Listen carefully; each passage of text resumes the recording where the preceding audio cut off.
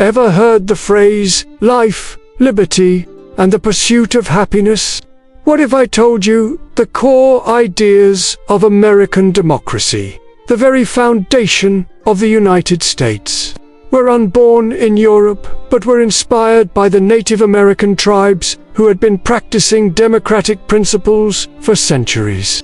It's a shocking claim, but the evidence is compelling.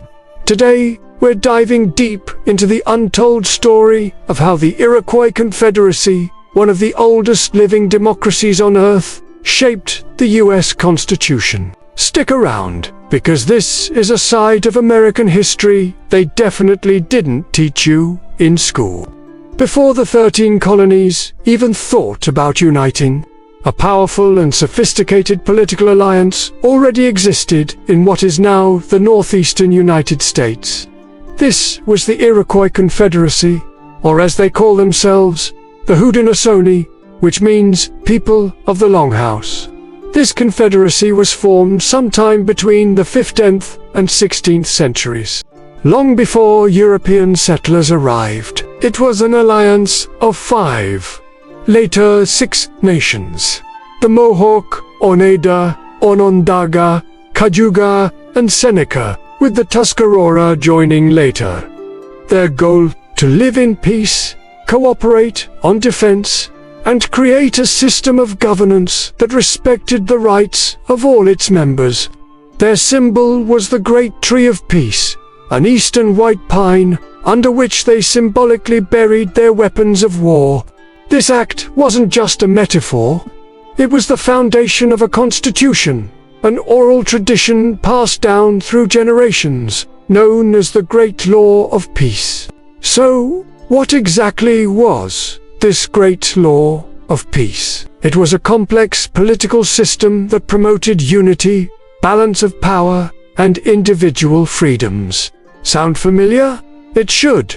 The Confederacy operated with a Grand Council of 50 chiefs, or sachems, who represented the different nations. But these weren't kings or dictators. They were chosen by the clan mothers, the female leaders of the communities. That's right, women held significant political power. They could not only appoint the chiefs, but also remove them from office if they failed to act in the best interests of their people. This system of checks and balances was revolutionary. It ensured that leaders were accountable and that no single individual or group could amass too much power.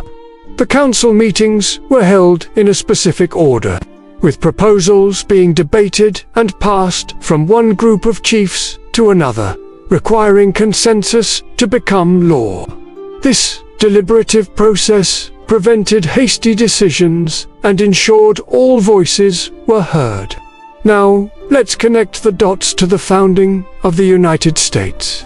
In the mid-18th century, as tensions with Great Britain were rising, American colonists were looking for a model on how to unite. And who did they turn to for advice? The Haudenosaunee. Benjamin Franklin, one of the most influential founding fathers, was a printer and diplomat who had extensive contact with the Iroquois. He attended their council meetings and was deeply impressed by their political structure. He even printed the proceedings of their treaty councils. In 1754, at the Albany Congress, Franklin proposed a plan for colonial union, the Albany Plan, which mirrored many aspects of the Iroquois Confederacy's federal system.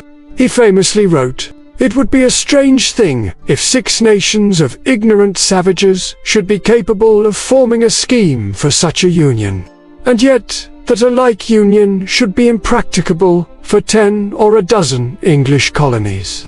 Although his plan was initially rejected, the ideas it contained of a federal system where individual states retained some sovereignty while being united under a central government were fundamental to the later Articles of Confederation and, eventually, the US Constitution. The influence didn't stop with Franklin. The very concept of federalism, the division of power between a central government and state governments, is a hallmark of the Iroquois system. The Haudenosaunee nations managed their own internal affairs, but they came together for matters of common concern, like defense and trade.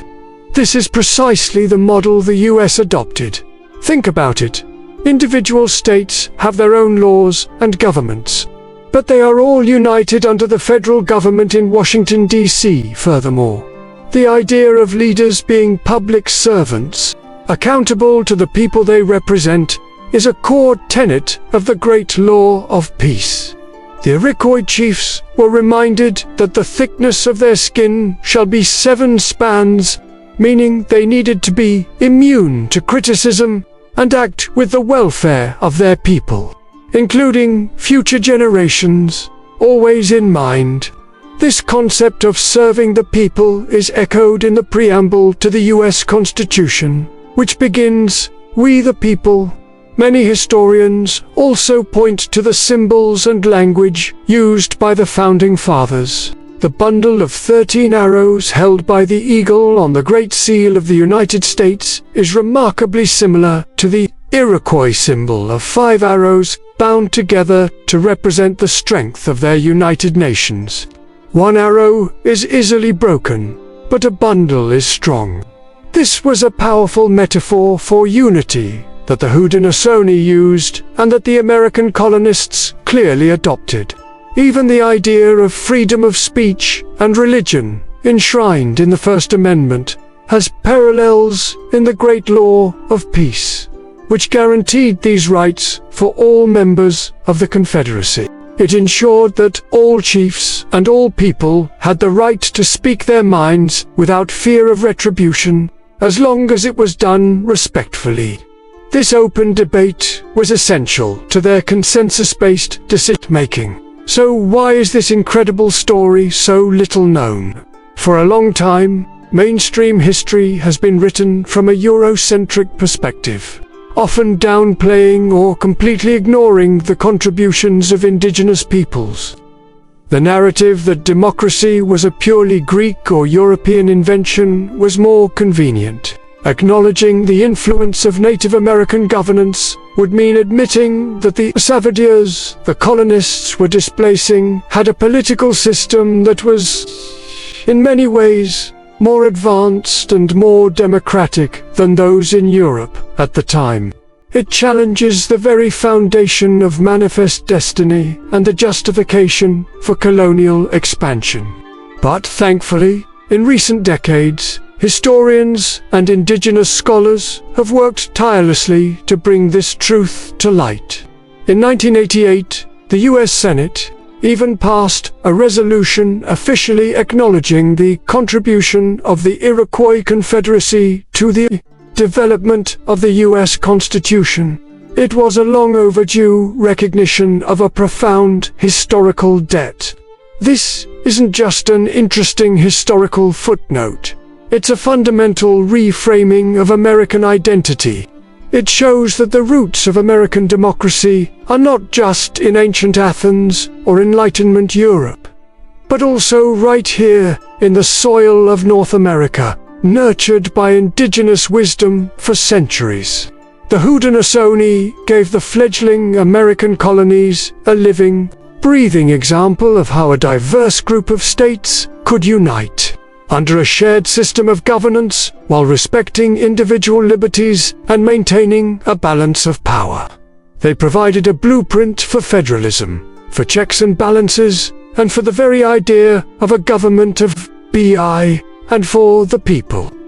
The story of the Iroquois Confederacy and its influence on the US Constitution is a powerful reminder that the best ideas can come from unexpected places, and that we have so much to learn from the rich, complex histories of the indigenous peoples of this land. Learning this history changes everything. It reminds us that America has always been a place of blended cultures and ideas.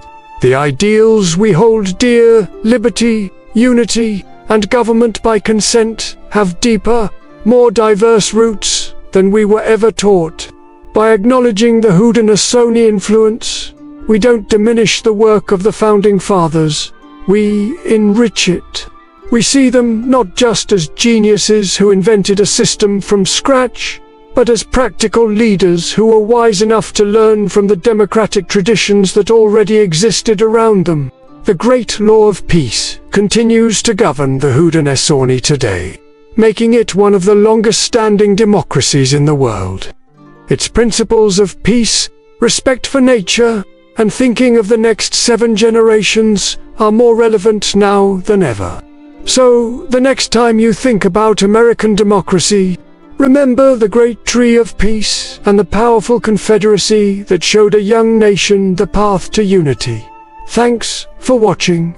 If this video opened your eyes to a new side of American history, please hit that like button and subscribe for more hidden stories that change the way we see the world.